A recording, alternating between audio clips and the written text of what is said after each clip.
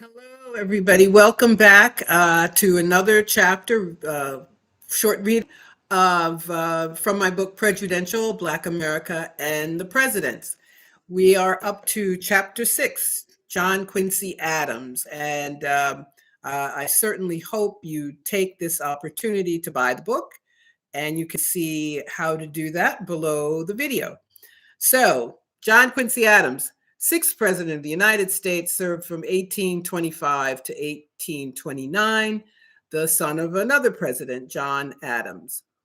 And what is his history with Black people in this country? Well, like his father, he was nominally opposed to slavery, but also took actions that expanded its reach. So when he was in the Senate, for example, he supported the Louisiana Purchase, which increased the size of the country and the number of slaveholding regions of the country. As Secretary of State under James Monroe, he supported Andrew Jackson's invasion of Florida, even as other cabinet members condemned it. However, he opposed the annexation of Mexico, the annexation of Texas, rather, after it was independent of Mexico, um, uh, because he knew that this was meant to expand slavery. And he actually distinguished himself more as a former president. He was a member of the House from 1831 to 1848. And there were very few, if any, true abolitionists. So his mild condemnations of slavery are given, I believe, he gets undue credit.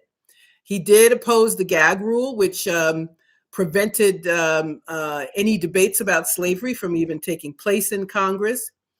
And he and other members of Congress wanted to make the slave trade illegal, and in Washington, D.C.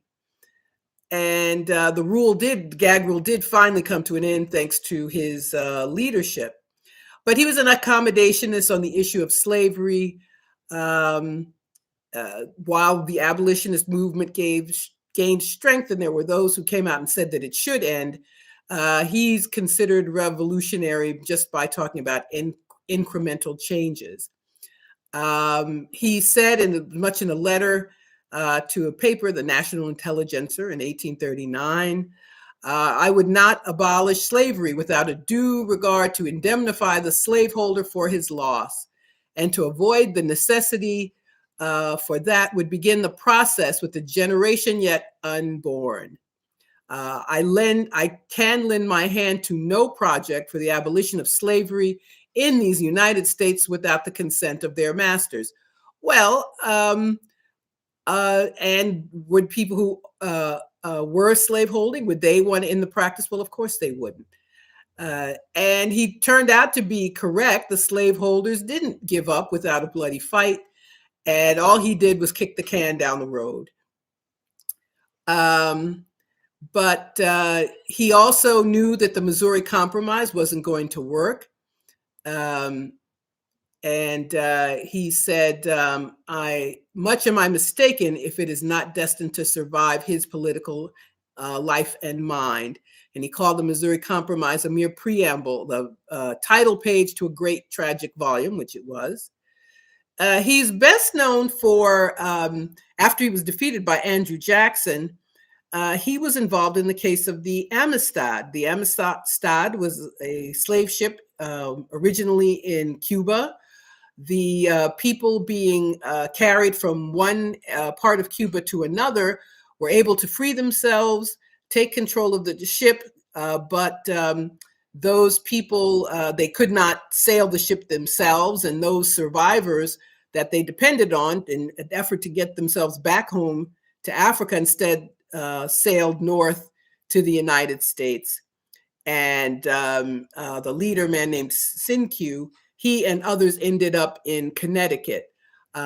Adams argued for their freedom in a Supreme Court case in 1841 that ended up, the decision was made on behalf of those captives who rebelled. and he does deserve credit for that.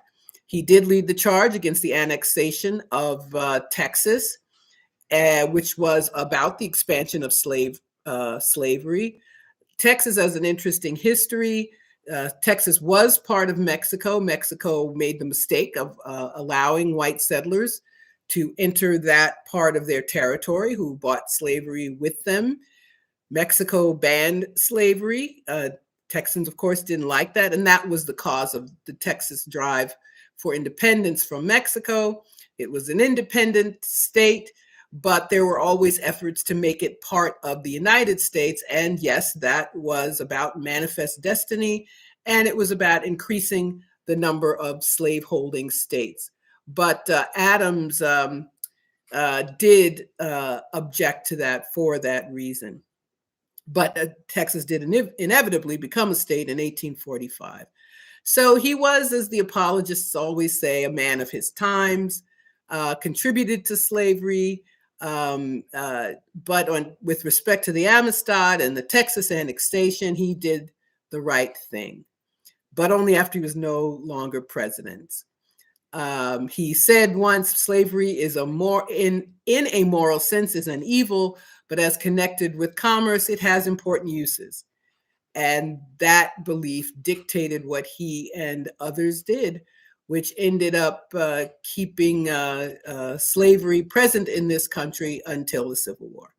Thank you so much for joining me again. As I said, look below the video and you can see where to buy the book, Prejudential, Black America and the Presidents.